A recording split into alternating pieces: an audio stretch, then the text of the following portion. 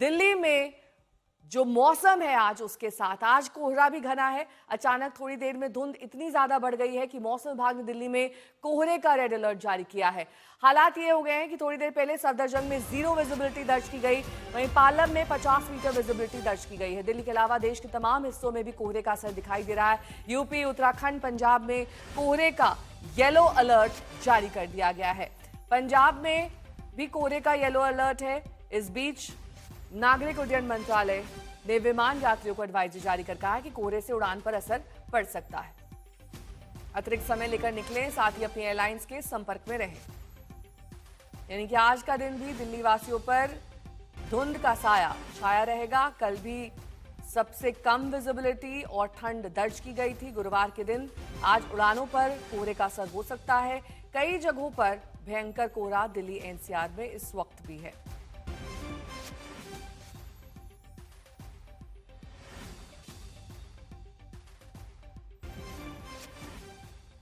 सुशांत मेहरा मेरे सहयोगी जुड़ गए हैं तमाम जानकारी के साथ। सुशांत, सबसे पहले तो तस्वीरें दिखाइए, आप जहां भी खड़े हैं वहां पर कोहरे का कितना असर है?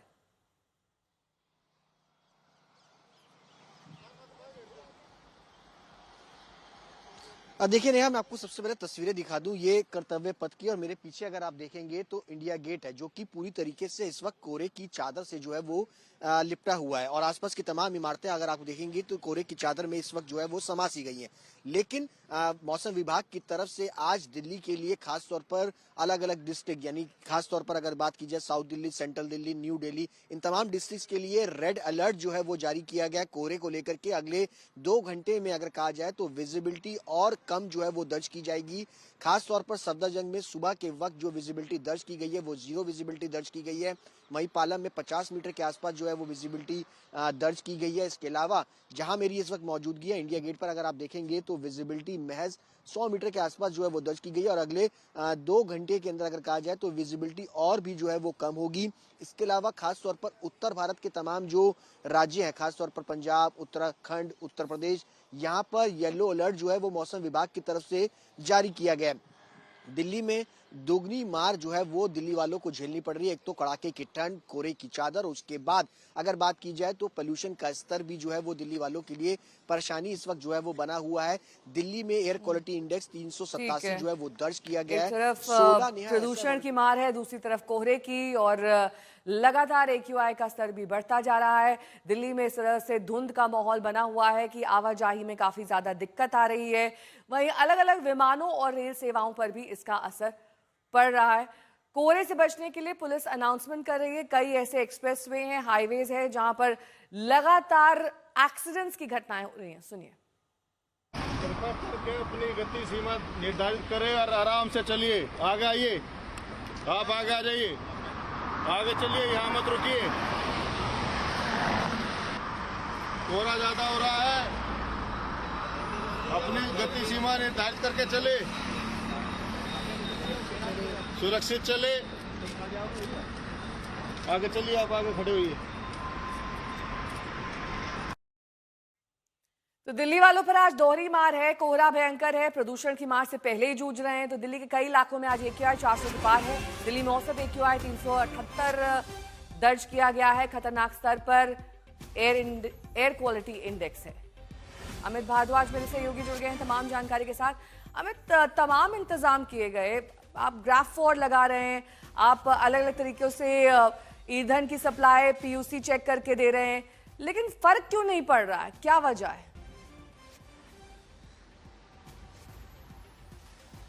देखिए नेहा, बहुत देर जब हो जाती है तो उसके बाद हालात सुधारने में भी समय लगेगा। और क्योंकि पहले से ही एक्सपर्ट्स ये बात कह रहे थे कि इस बार जिस तरह के वेदर कंडीशंस हैं दिल्ली के लिए बहुत ही स्थिति खराब होने वाली है वायु प्रदूषण के लिहाज से। संभवतः क्या उस लिहाज से तैयारियां की गई या नहीं की गई, या तैयारियां हुई तो विफल रहा क्या, ये सवाल बना रहेगा। क्योंकि फिलहाल आप देखिए, मेरे ठीक पीछे आप देखेंगे ये भारत मंडपम का इलाका है। इस वक्त फॉग कंडीशंस है, डेंस फॉग कंडीशंस हैं। लेकिन जैसे जैसे दिन बढ़ेगा, सूरज की रोशनी आ भी जाएगी, तब भी आपको विजिबिलिटी बेहतर होती हुई नहीं दिखाई देगी। उसका कारण यह है कि फॉग के साथ स्मॉग कंडीशंस भी दिल्ली में बहुत ज्यादा है। जैसा कि आंकड़ा बता रही थी, 40 में से 16 AQI स्टेशन आज की सुबह सीवियर कैटेगरी में थे नेहा, जो अपने आप में दिल्ली वालों के लिए बहुत परेशान करने की बात है। और इनमें कौन से इलाके शामिल हैं? आरके पुरम से लेके सिरी फोर्ट का इलाका सबसे ज्यादा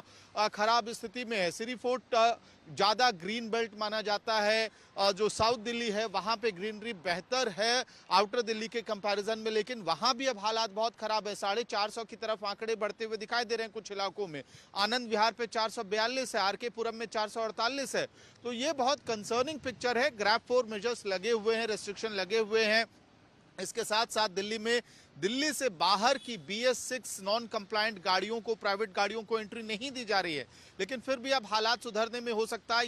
ये वाला हफ्ता तो बहुत नाजुक माना जा रहा है दिल्ली के लिए, क्योंकि पहले प्रेडिक्शन किया गया था कि जिस तरह से कोहरे की मार है, एडवर्स वेदर कंडीशंस हैं, इसकी वजह से जो टॉक्सिक हवा है दिल्ली की वो ऐसी ही बनी रहेगी। और विडंबना यह है नेहा कि क्या सदन में, लोकसभा में इस पर चर्चा होगी या नहीं, इस पर भी प्रश्न चिन्ह लगा हुआ है, क्योंकि कई सांसदों ने दिल्ली की खराब हवा के मुद्दे को उठाया था और वो चाहते थे कि इस पर डिटेल चर्चा हो। और दिल्ली वाले भी संभवतः चाह रहे होंगे, आसपास के इलाके के लोग भी चाह रहे होंगे, NCR के लोग, कि कम से कम देश के पार्लियामेंट में इस मुद्दे पर चर्चा तो हो ही। तस्वीर फिलहाल यही है कि 40 में से 16 AQI स्टेशन सीवियर कैटेगरी में। नेहा, ठीक है, बहुत बहुत शुक्रिया इस तमाम जानकारी के लिए आपका। आपने देखा कैसे दिल्ली आज कोहरे की मार से और प्रदूषण दोनों से जूझ रही है।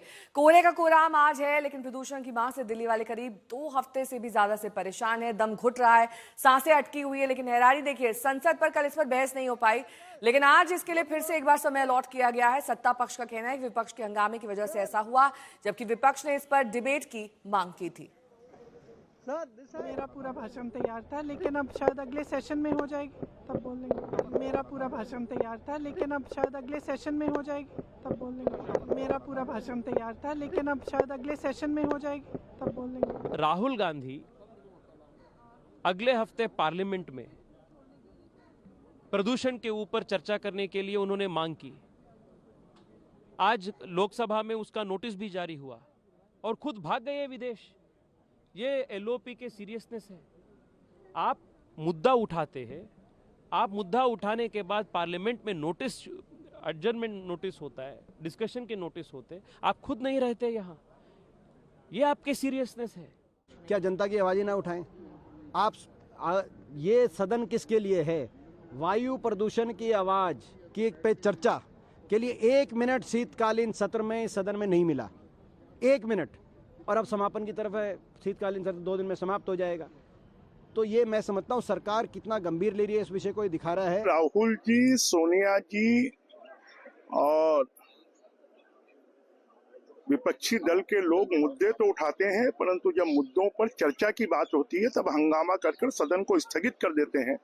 आज दिल्ली के लिए और उत्तर भारत के लिए पॉल्यूशन एक बड़ा मुद्दा है और इसकी चर्चा से भागने की बजाय इस पर चर्चा करनी चाहिए।